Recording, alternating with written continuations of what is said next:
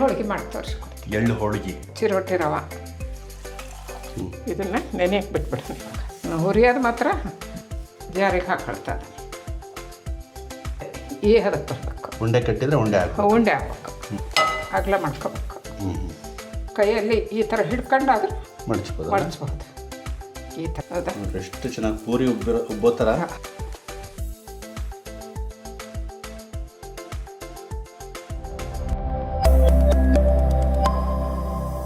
ನಮಸ್ಕಾರ ವೀಕ್ಷಕರೇ, ವಿಶಿಷ್ಟ ರುಚಿ ಯೂಟ್ಯೂಬ್ ವಾಹಿನಿಗೆ ತಮ್ಮೆಲ್ಲರಿಗೂ ಪ್ರೀತಿಯ ಸ್ವಾಗತ. ಅಮ್ಮ ನಮಸ್ಕಾರ.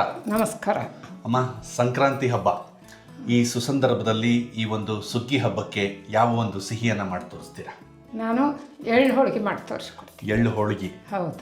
ಎಳ್ಳು ಬೆಲ್ಲನ ನಾವು ಸಾಮಾನ್ಯವಾಗಿ ತಿಂತೀವಿ.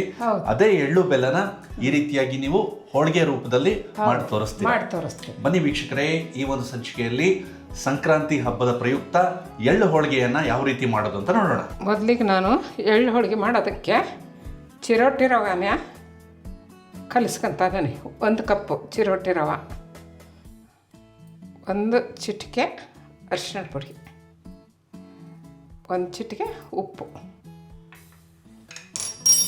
ಇದನ್ನು ಹಾಕಿ ಇವಾಗ ಕಲಿಸ್ಕೊಳ್ತೀನಿ. ನೀರು ಹಾಕೊಳ್ತಾ ಇದ್ದೀರಾ? ಹೌದು, ನೀರು ಹಾಕ್ಕೊಂಡು ಸ್ವಲ್ಪ ಹಾಕ್ಕೋಬೇಕು. ಹಾಕ್ಕೊಂಡು ಇದು ಮೀಡಿಯಮ್ ಕಲಿಸ್ಬೇಕು. ತೀರಾ ಅತಿ ಗಟ್ಟಿ ಆಗಬಾರ್ದು, ಅತಿ ನೀರು ಆಗಬಾರ್ದು.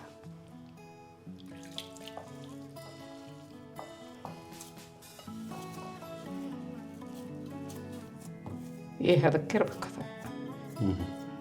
ಇಷ್ಟು 1 ಕಪ್ ರವಕ್ಕೆ ಒಂದು ಅರ್ಧ ಕಪ್ ನೀರು ಹೋಗಿದೆ. ಇದೇ ಕಪ್ಪಿಂದ 1 ಕಪ್ ರವೆ ತಗೊಂಡಿದ್ದೆ. ಹೌದು ಹೌದು, ಅದರಿಂದನೇ ಅರ್ಧ ಕಪ್ ನೀರು ಹೋಗಿದೆ. ಅರ್ಧ ಕಪ್. ಓಕೆ. ಈಗ ಅದಕ್ಕೆ ಒಂದು ಸ್ವಲ್ಪ ಎಣ್ಣೆ ಹಾಕ್ತೀವಿ. ಇದೇನು ಪೂರಿ ಹಿಟ್ಟಿನ ಹದಕ್ಕೆ ಬಂದಿದೆಯಾ? ಹೌದು, ಪೂರಿ ಹಿಟ್ಟಿಗಿಂತ ಸ್ವಲ್ಪ ಮೆತ್ತಗಿದೆಯಾ? ಹೌದು, ಸ್ವಲ್ಪ ಮೆತ್ತಗೆ ಬೇಕು ಇದಕ್ಕೆ. ಹೋಳಿಗೆ ಅಲ್ಲ, ಹೋಳಿಗೆ ಮಾಡೋದಕ್ಕೆ. ಈಗ ಒಂಚೂರು ಎಣ್ಣೆ ಹಚ್ಕೊಂಡ್ರೆ? ಹೌದು, ಎಣ್ಣೆ ಹಚ್ಕೊಂಡು ಸ್ವಲ್ಪ ನಾದ್ತೀನಿ. ಓಕೆ. ನಾದಿ ನೆನೆಯಕ್ಕೆ ಇಡ್ತೀನಿ. ಕೈಗೆ ಒಂದು ಸ್ವಲ್ಪ ಎಣ್ಣೆ ಹಚ್ಕೊಂಡು ನಾದ್ತಾ ಇದ್ದಾರೆ. ಹೌದು, ಚೆನ್ನಾಗಿ ನೆನಿಬೇಕಿದು. ಅದಕ್ಕೆ ಮೊದಲೇ ಕಲಸಿಟ್ಬಿಟ್ರೆ ನಾವು ಬೇರೆದೆಲ್ಲ ಮಾಡ್ಕೊಳೋದ್ರಾಗ ನೆನೆಯುತ್ತಿದ್ದು.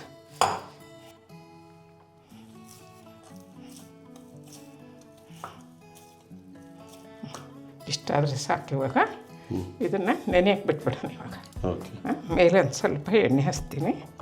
ಎಣ್ಣೆ ಹಚ್ಚಿ ಇದನ್ನು ಮುಚ್ಚಿ ಸೈಡ್ಗೆ ಇಡ್ತೀನಿ. ಸೈಡ್ಗೆ ಇಟ್ಬಿಡ್ತೀನಿ. 1 ಕಪ್ಪು ಎಳ್ಳು ಹುರ್ಕೊಂತ ಇದ್ದೀನಿ. ಓಕೆ. ಬಿಳಿ ಎಳ್ಳನ್ನು ತಗೊಂಡಿದ್ದೀನಿ. ಹೌದು, ಬಿಳಿ ಎಳ್ಳು ತಗೊಂಡಿದ್ದೀನಿ. ಇದೇನು ಬಣ್ಣ ಬದಲಾಗೋವರೆಗೂ ಹುರ್ಕೋಬೇಕು? ಹೌದು, ಬಣ್ಣ ಸ್ವಲ್ಪ ಕೆಂಪಾಗಬೇಕು, ಅಲ್ಲಿವರೆಗೆ ಹುರ್ಕೋಬೇಕು. ಮತ್ತು ಇವು ಚಟಪಟ ಅಂತ. ಹೌದಾ? ಚಟಪಟ ಅನ್ನೋವರೆಗೆ ಹುರ್ಕೋಬೇಕು. ಅಂದರೆ ಈ ದುಂಡುಗಾಗಂಗೆ ಹುರ್ಕೊಳ್ತೀರಾ ಅಂತ ಹೇಳ್ತಿರ್ತೀರಲ್ಲ ಯಾವಾಗ? ಹೌದು, ದುಂಡಗಾಗಂಗೆ ಹುರ್ಕೋಬೇಕು. ಯಾವ ಫ್ಲೇಮಲ್ಲಿ ಹುರ್ಕೊಳ್ಳೋದು ಒಳ್ಳೇದಿದು? ಇದು ಮೀಡಿಯಮ್ ಫ್ಲೇಮಲ್ಲೇ ಹುರ್ಕೋಬೇಕು. ಫ್ಲೇಮು ಮತ್ತು ಹೆಚ್ಚಿಟ್ರೆ ಇದಾಗ್ಬಿಡುತ್ತೆ, ಹೊತ್ತಿ ಬಿಡುತ್ತೆ.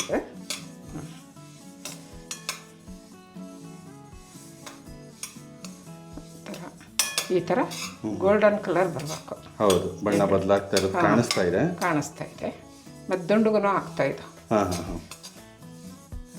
ದುಂಡುಗಾಗೋದು ಅಂತಂದ್ರೆ ಎಳ್ಳಿನ ಎಲ್ಲ ಬದಿಗೂ ಶಾಖ ಮುಟ್ತಾ ಇದೆ, ತಾಗ್ತಾ ಇದೆ ಅಂತ ಅರ್ಥ. ಸಾಕು, ಇಷ್ಟಾದರೆ ಸಾಕು. ಇವಾಗ ಹುರ್ಕೊಂಡಾದ್ಮೇಲೆ ಪಕ್ಕಕ್ಕೆ ಇಟ್ಕೊಂಡ್ಬಿಡ್ತೀವಿ. ಓಕೆ.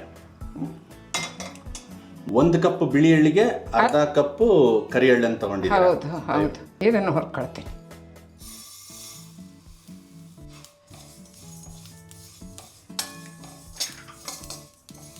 ಎಳ್ಳೆಲ್ಲ ದುಂಡಗಾಗ್ತಾ ಇದ್ದಾವೆ. ಓಕೆ. ಸಾಕನ್ಸುತ್ತಲ್ವ? ಇಷ್ಟ ಆದರೆ ಸಾಕು. ಇಷ್ಟ ಆದರೆ ಇದು ಇಷ್ಟು ದುಂಡಗಾಗಿದೆ ಎಳ್ಳು. ಓಕೆ. ಇವಾಗ ತಕ್ಕಂತೀನಿ. ಓಕೆ. ಮತ್ತು ಅದರಲ್ಲೇ ಬಿಟ್ಟರೆ ಹೊತ್ತಿ ಬಿಡುತ್ತೆ. ಇದು ಬೇರೆ ಬೇರೆ ತಗೊಳ್ತೀವಿ? ಇಲ್ಲ, ಒಟ್ಟಿಗೆ ಹಾಕ್ಕೋಬೋದು. ಓಹೋ. ಹುರಿಯೋದು ಮಾತ್ರ ಈ ಥರ. ಈಗ 2 ಎಳ್ಳುಗಳನ್ನು ಒಂದಾದ್ರ ನಂತರ ಮತ್ತೊಂದನ್ನ ಹುರಿದು ಇಟ್ಕೊಂಡಿದ್ದೀವಿ. ಹೌದು, ಸ್ವಲ್ಪ ಬಿಸಿ ಇದೆ ಅಲ್ಲ, ಆರಬೇಕು. ಈ ಥರ ಅಂದರೆ ಸ್ವಲ್ಪ ಆರುತ್ತೆ. ಓಕೆ. 1-2 ನಿಮಿಷದಲ್ಲಿ ಸಣ್ಣ ಕಾಳಲ್ಲ, ಆರಿಬಿಡುತ್ತೆ. ಜಾರಿಗೆ ಹಾಕೊಳ್ತದೆ ಎಳ್ಳನ್ನು. ಒಂದು 2 ರೌಂಡ್ ಅಷ್ಟೇ ಮಾಡ್ಕೊತೀನಿ. ಓಕೆ. ಆಮೇಲೆ ಬೆಲ್ಲ ಮಿಕ್ಸ್ ಮಾಡ್ತೀನಿ ಇದಕ್ಕೆ. ಹಾಂ. ತರಿಯಾಗಿ ರುಬ್ಕೊಂಡಿದ್ದೀನಿ. ಈಗ ಇದನ್ನು ಅರ್ಧ ತಕ್ಕೊಳ್ತೀನಿ. ಹೌದಾ? ಬೆಲ್ಲ ಮಿಕ್ಸ್ ಮಾಡ್ಬೇಕಲ್ಲ, ಎರಡನ್ನೂ ಹಿಡಿಯಲ್ಲ ಇದು. ಅರ್ಧ ಒಮ್ಮೆ ಮಾಡ್ತೀನಿ. ಇಷ್ಟು ತೆಗೆದಿಟ್ಟು ಈಗ ಇದಕ್ಕೆ ಬೆಲ್ಲ ಹಾಕೋದು. ಅಂದ್ರೆ ಇಲ್ಲಿ ಜಾರ್ ಚಿಕ್ಕದಿರೋದ್ರಿಂದ ಜಾರ್ ಇಲ್ಲದೆ ಇದ್ರೆ ಒಟ್ಟಿಗೆ ಮಾಡ್ಕೋಬಹುದು. ಹೌದು. 1.5 ಕಪ್ಪು ಎಳ್ಳು ತಗೊಂಡಿದ್ದೆ, 1.5 ಕಪ್ಪು ಬೆಲ್ಲ ತಗೊಂಡು ಒಂದಕ್ಕೊಂದು. ಒಂದಕ್ಕೊಂದು. ಈಗ ಸ್ವಲ್ಪ ಹಾಕೊಂಡ್ರಿ ಅಲ್ವಾ? ಸ್ವಲ್ಪ ಅರ್ಧ ಹಾಕೊಂಡಿದ್ದೀನಿ. ಏಲಕ್ಕಿ ಪುಡಿ ಹಾಕೊಳ್ತೀನಿ. ಏಲಕ್ಕಿ ಪುಡಿನ ಕುಟ್ಟಿಟ್ಕೊಂಡಿದ್ದೀರ? ಏಲಕ್ಕಿ ಪುಡಿನ ಎಷ್ಟು ಹಾಕೊಳ್ತೀರಮ್ಮ? ಏಲಕ್ಕಿ ಇದಕ್ಕೊಂದು ಅರ್ಧ ಸ್ಪೂನ್ ಹಾಕ್ತೀನಿ, ಇನ್ನೊಂದು ಬೀಗ ಅರ್ಧ ಸ್ಪೂನ್. ಒಟ್ಟು ಇಷ್ಟು ಪ್ರಮಾಣಕ್ಕೆ 1 ಸ್ಪೂನ್. 1 ಸ್ಪೂನ್ ಬೇಕು. ಸರಿ. ಇವಾಗ ಎಲ್ಲ ಬೆಲ್ಲ ಎಳ್ಳು ಚೆನ್ನಾಗಿ ಮಿಕ್ಸ್ ಆಗಿದೆ ಇವಾಗ. ಓಕೆ. ಈಗ ಸ್ವಲ್ಪ ರನ್ ಮಾಡ್ಕೊಂಡ್ರೆ ಸಾಕಲ್ವಾ? ಹೌದು. ಬೆಲ್ಲ ಸಣ್ಣ ಆಗ್ಬೇಕಲ್ಲ. ಓಕೆ. ಎರಡು ಒಂದೇ ಸಮ ಇದು ಆಗ್ಬೇಕದು. ಈಗ ಇನ್ನೊಂದು ಒಬ್ಬೆ ಮಾಡ್ಕೊಂಡ್ಬಿಡ್ತೀವಿ. ಹೌದು, ಇನ್ನೊಂದು ಒಬ್ಬೆ ಮಾಡ್ಕೊಂಡು ಎರಡನ್ನು ಮಿಕ್ಸ್ ಮಾಡ್ಕೊಂತೀವಿ. ಮಿಕ್ಸಿಯಲ್ಲಿ ಬೆರೆಸಿದ್ರು ಕೂಡ ಕೈಯಿಂದ ಇನ್ನೊಂದ್ಸತಿ ಬೆರೆಸ್ಕೊಳ್ಳೋದು ಒಳ್ಳೇದು ಅಂತ. ಹೌದು, ಒಳ್ಳೇದು. ಈ ಹಂತದಲ್ಲಿ ನಾನು 1 ಟೀ ಸ್ಪೂನು ನೀರು ಹಾಕೊಳ್ತೀನಿ. ಯಾಕೆ ನೀರು? ಹೌದು, ಹೋಳಿಗೆ ಮಾಡೋಕ್ಕೆ ಉಂಡೆ ಆಗ್ಬೇಕಲ್ಲ. 1 ಟೀ ಸ್ಪೂನ್ ಅಷ್ಟೇ. 1 ಟೀ ಸ್ಪೂನ್ ಅಷ್ಟೇ. ಈಗ ನಿಮಗೆ ನೀರಿನ ಪ್ರಮಾಣ ಕಡಿಮೆ ಅನ್ನಿಸ್ತಾ ಇದೆ ಅಲ್ವಾ? ಹೌದು, ಅದಕ್ಕೆ ಈಗ ಇನ್ನೊಂದು 2 ಟೀ ಸ್ಪೂನು ಹಾಕೊಳ್ತಾ ಇದ್ದೀನಿ. ಸಾಕು. ಒಟ್ಟು ಒಂದು 3-4 ಸ್ಪೂನ್. 4 ಸ್ಪೂನ್ ಹಾಕೊಂಡೆ. ನೀರು ಜಾಸ್ತಿ ಆದ್ರೆ ತೊಂದರೆ ಆಗುತ್ತೆ, ನೋಡಿ ಹಾಕೋಬೇಕಲ್ವ? ಹೌದು, ಅದು ಭಾಳ ಮೆತ್ತಗಾದ್ರೆ ಚೆನ್ನಾಗಿರಲ್ಲ, ರಾಡೇ ಆಗ್ಬಿಡುತ್ತೆ. ಈ ಹದಕ್ಕೆ ಬರಬೇಕು. ಉಂಡೆ ಕಟ್ಟಿದ್ರೆ ಉಂಡೆ ಆಗ್ಬೇಕು. ಈ ಥರ ಉಂಡೆ ಮಾಡಿ ನಾನು ಇದರಲ್ಲಿ ಇಟ್ಕೊಂತೀನಿ. ಮೊದಲು ನೀವು 1 ಟೀ ಸ್ಪೂನು ಅಥವಾ 2 ಟೀ ಸ್ಪೂನ್ ನೀರು ಹಾಕಿದಾಗ ಅದು ಉಂಡೆ ಆಗಲಿಲ್ಲ. 4 ಟೀ ಸ್ಪೂನ್ ಹಾಕಿದ ಮೇಲೆ ಉಂಡೆ ಆಯಿತು. ಕೆಲವೊಂದು ಬೆಲ್ಲ ಜಾಸ್ತಿ ಜಿಗ್ಟಿರ್ತಾವೆ, ಅಂತದಕ್ಕಾದ್ರೆ ನಮಗೆ ಗಟ್ಟಿ ಇರುತ್ತೆ ಬೆಲ್ಲ. ಮೆತ್ತನ ಬೆಲ್ಲ ಆದ್ರೆ ನೀರು ಹೊಡೆದು ಬಿಡ್ತೈತಿ. ಕೆಲವೊಂದು ಇದಿರುತ್ತಲ್ಲ, ಇದೇ ಥರ ಈ ಥರ ಉಂಡೆ ಮಾಡಿ ಇಟ್ಕೋಬೇಕು. ನಾನು ತಗೊಂಡಿರೋ ಅಳತಿಗೆ ಒಂದು 22 ಉಂಡೆ ಆಗಿದಾವೆ. 22 ಹೋಳಿಗೆ ಆಗುತ್ತೆ. ನಾವು ಸ್ವಲ್ಪ ದೊಡ್ಡ ಸೈಜ್ ಮಾಡ್ಕೋಬೇಕಂದ್ರೆ ಕಡಿಮೆ ಆಗ್ತಾವೆ. ನಾವು ಸಣ್ಣ ಸೈಜ್ ಮಾಡ್ಕೊಳ್ಳೋದ್ರಿಂದ ಜಾಸ್ತಿ ಆಗಿದಾವೆ. ಓಕೆ. ಉಂಡೆಗಳನ್ನು ಮಾಡಿ ಇಟ್ಕೊಂಡಿದ್ದೀನಿ. ಹೌದು, ಉಂಡೆ ಮಾಡಿ ಇಟ್ಕೊಂಡಿದ್ದೀನಿ. ಈಗ ಕಲಸಿಟ್ಕೊಂಡು ಎಷ್ಟೊತ್ತಾಯ್ತು? ಹೌದು, ಅಲ್ಲೇ ಒಂದು ಅರ್ಧ ಮುಕ್ಕಾಲು ಗಂಟೆ ಆಯಿತು. ಈಗ ಇದನ್ನು ನಾನು ಸ್ವಲ್ಪ ನಾದ್ಕೊಂತೀನಿ. ಓಕೆ. ಎಣ್ಣೆ ಹಚ್ಚಿ ಸ್ವಲ್ಪ ನಾದ್ಕೊಂತೀನಿ. ಈ ಥರ ಚೆನ್ನಾಗಿ ನಾದ್ಕೊಂಡ್ರೆ ಬೈಂಡಿಂಗ್ ಬರುತ್ತದೆ. ಇಲ್ಲಿ ನೀವು ಮೈದಾ ಹಿಟ್ಟು ಬಳಸ್ತಾ ಇಲ್ಲ, ಅದೊಂದು ನನಗೆ ಬಹಳ. ಹೌದು, ಮೈದಾ ಹಿಟ್ಟು ಇಲ್ಲ. ಹೌದು, ಮೈದಾದ ಬಳಕೆ ಇಲ್ಲ. ಇಲ್ಲ, ಮೈದಾ ಇಲ್ಲ, ಬರೀ ಚಿರೋಟಿ ರವೆ. ಹೌದು, ಬರೀ ಚಿರೋಟಿ ರವೆ. ಆಯ್ತು. ಇವಾಗ ನಾವೇನು ಕರ್ಚಿಕಾಯಿ ಅದನ್ನು ಮಾಡ್ಕೊತೀವಲ್ಲ, ಅದಕ್ಕಿಂತ ಸ್ವಲ್ಪ ಮೆತ್ತಗೆ. ಈಗ ಹೂರಣದ ಉಂಡೆ ಎಷ್ಟಿದೆಯೋ ಕಣಕನೂ ಅಷ್ಟೇ ತಗೋಬೇಕು. ಕಣಕ ತಗೊಂಡು ಇದ್ರ ಮೇಲಿಟ್ಟು ಸ್ವಲ್ಪ ಉದ್ಕೋಬೇಕು. ಈ ಥರ ಅಗಲ ಮಾಡ್ಕೋಬೇಕು. ಈ ಥರ ಅಗಲ ಆದಮೇಲೆ ಈ ಹೂರಣದ ಉಂಡೆ ತಗೊಂಡು ಇದ್ರ ಮೇಲಿಟ್ಟು ಪ್ರೆಸ್ ಮಾಡ್ಬೇಕು ಇದನ್ನ ಸ್ವಲ್ಪ. ಆಮೇಲೆ ಇದನ್ನು ಮಡಚಬೇಕು. ಈ ಥರ ಇಲ್ಲೇನಾದರೂ ಮಡಚ್ಬೋದು, ಕೈಯಲ್ಲಿ ಈ ಥರ ಹಿಡ್ಕೊಂಡಾದ್ರೂ ಮಡಚ್ಬೋದು. ಈ ಥರ ಹಿಡ್ಕೊಂಡು ಹಿಂಗೆ ಮಡಚಿ ಆಮೇಲೆ ಕೈಯಿದ್ದ ಹಿಂಗೆ ಪ್ರೆಸ್ ಮಾಡಬೇಕು. ಹಿಂಗೆ ಪ್ರೆಸ್ ಮಾಡಿದರೆ ಅರ್ಗೆ ಬರೋಲ್ಲ ಹಿಟ್ಟು.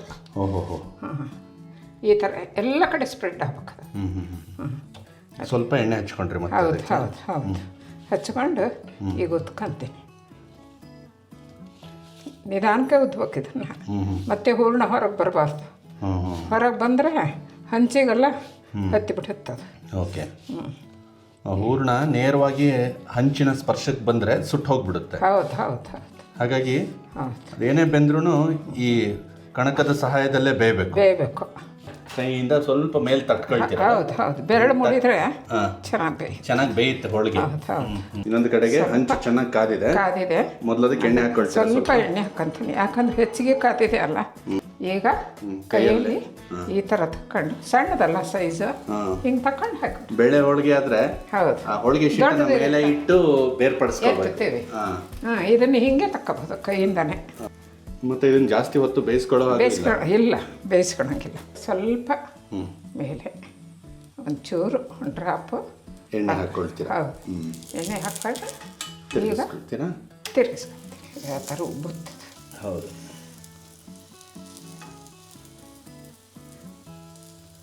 ಕಣಕ ಅರ್ಗಿಗೆ ಬರೋದಕ್ಕೆ ಬಿಡಬಾರ್ದು. ಅರ್ಗಲ್ ಬರೀ ಕಣಕ ಉಳಿಯೋದಕ್ಕೆ ಬಿಡಬಾರ್ದು. ಇದು ಒಂಚೂರು ಬಂದಿಲ್ಲ ಕಣಕ. ಹೌದು ಹೌದು. ಈಗ ನಾವು ಇನ್ನೊಂಚೂರು ಉಲ್ಟ ಹಾಕಿ ಇನ್ನೊಂದು ಸ್ವಲ್ಪ ಬೇಯಿಸ್ತೀವಿ. ಈ ಕಡೆ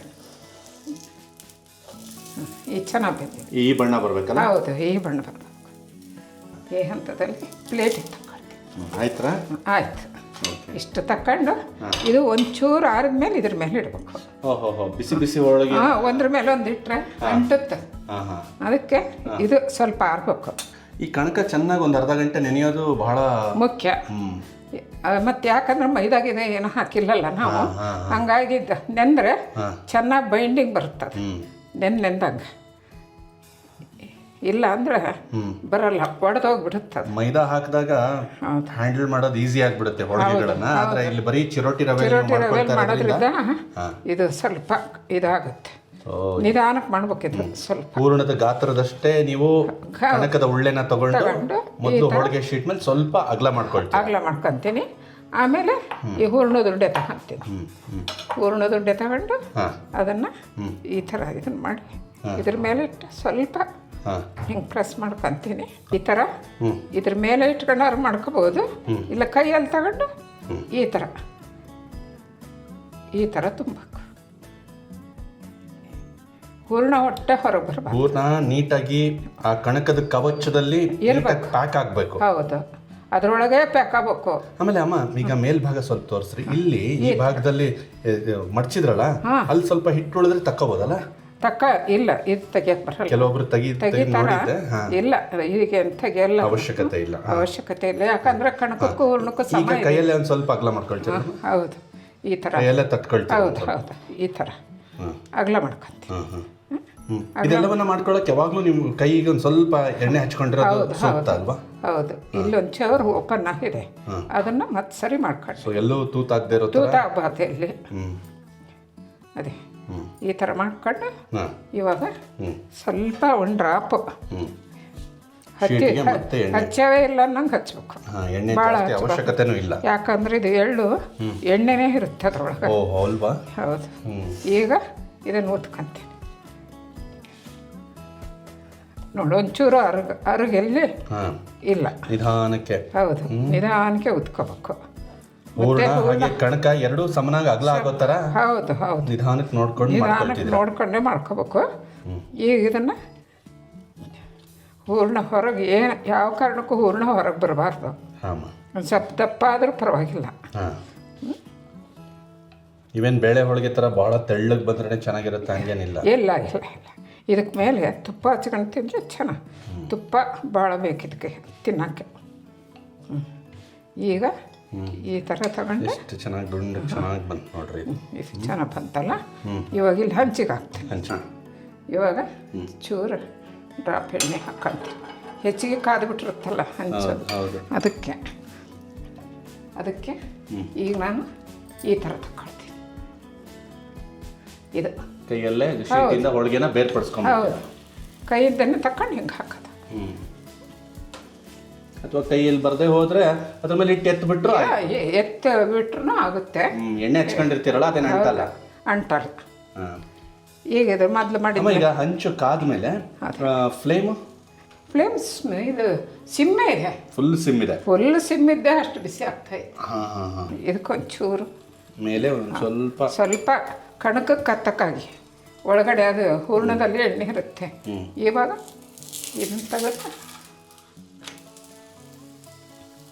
ಈಗ ಚೆನ್ನಾಗಿ ಉಬ್ಬುತ್ತೆ. ಎಷ್ಟು ನೀಟಾಗಿ ಬಂತು. ಹೌದಾ? ಎಷ್ಟು ಚೆನ್ನಾಗಿ ಪೂರಿ ಉಬ್ಬೋ ಥರ. ಹೌದು, ಇದೆ. ಹೌದು. ಆಯ್ತು, ಇವಾಗ ಇದನ್ನು ತೆಗೆದುಬಿಡ್ತೀನಿ. ಉಬ್ಲೇಬೇಕು ಅಂತನೂ ಏನೂ ಇಲ್ಲ, ಹಂಗೇನು ಬೇಯಿಸ್ಕೊ. ಅಯ್ಯೋ ಉಬ್ಲಿಲ್ಲಪ್ಪ, ಹೋಳಿಗೆ ಹೆಂಗ್ ಬರ್ತಿದಾವೆ ಅಂತ ಗಾಬರಿ ಹಾಕುವ ಅವಶ್ಯಕತೆ ಇಲ್ಲ. ಹೆಂಗಿದ್ರು ಇದು ಆರಿಂದೇ ತಿನ್ಬೇಕು. ಇದು ಬಿಸಿ ತಿನ್ನೋಕ್ಕಾಗದೇ ಇಲ್ಲ ಇದು ಎಳ್ಳು ಹೋಳಿಗೆ. ಇದು 15 ದಿವಸ 20 ದಿವಸ ಇಟ್ಕೊಂಡು ತಿನ್ಬೋದು. ಹೌದು, ಇದಕ್ಕೆ ಶೆಲ್ಫ್ ಲೈಫ್ ಜಾಸ್ತಿ ಇರುತ್ತಲ್ಲ ಈ ಹೋಳಿಗೆಗಳಿಗೆ. ಹೌದು. ಈಗ ಇದನ್ನು ಇಲ್ಲಿ ಮತ್ತದೇ ಆರೋವರೆಗೂ ಒಂದು ತಟ್ಟೆಲಿ ಆರಿದ್ಮೇಲೆ ಒಂದು ತಟ್ಟೆಲಿ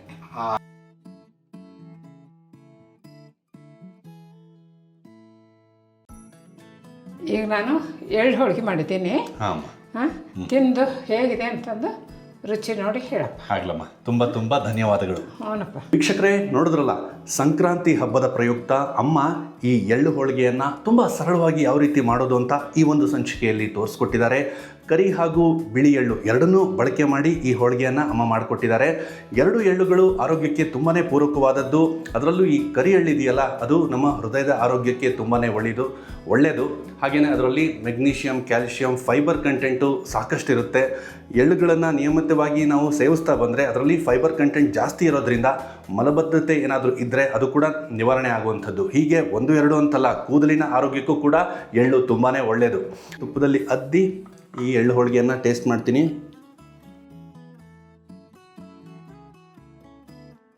ಮುರಿದಾಗ ತುಂಬಾ ನೋಡಿ ಎಷ್ಟು ಹಗುರವಾಗಿ ಆರಾಮಾಗಿ ಹೂವಿನ ಥರ ಕೈಗೆ ಬರ್ತಾ ಇದೆ. ಆಮೇಲೆ ರುಚಿನೂ ಅಷ್ಟೇ ಚೆನ್ನಾಗಿದ್ದಾರೆ.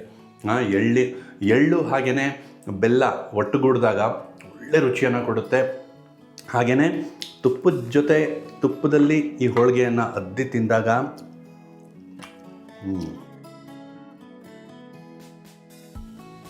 ಸಂಕ್ರಾಂತಿ ಹಬ್ಬ ಅಂತಂದರೆ ತರಾವರಿ ಸಾಕಷ್ಟು ರೀತಿಯ ಅಡುಗೆಗಳನ್ನು ಮನೇಲಿ ಮಾಡ್ತಾರೆ. ಅಂದರೆ ರೊಟ್ಟಿ, ಪಲ್ಯಗಳು ಈ ರೀತಿ. ಅದ್ರ ಜೊತೆಗೆ ಈ ಎಳ್ಳಿನ ಹೋಳಿಗೆ ಇರಲೇಬೇಕಲ್ವಾ, ಆವಾಗಲೇ ಅಲ್ವಾ ಸಂಕ್ರಾಂತಿ ಪೂರ್ಣಗೊಳ್ಳೋದು. ಏನಂತೀರಾ? ತುಂಬಾ ಚೆನ್ನಾಗಿ ಬಂದಿದೆ ಎಳ್ಳು ಹೋಳಿಗೆ.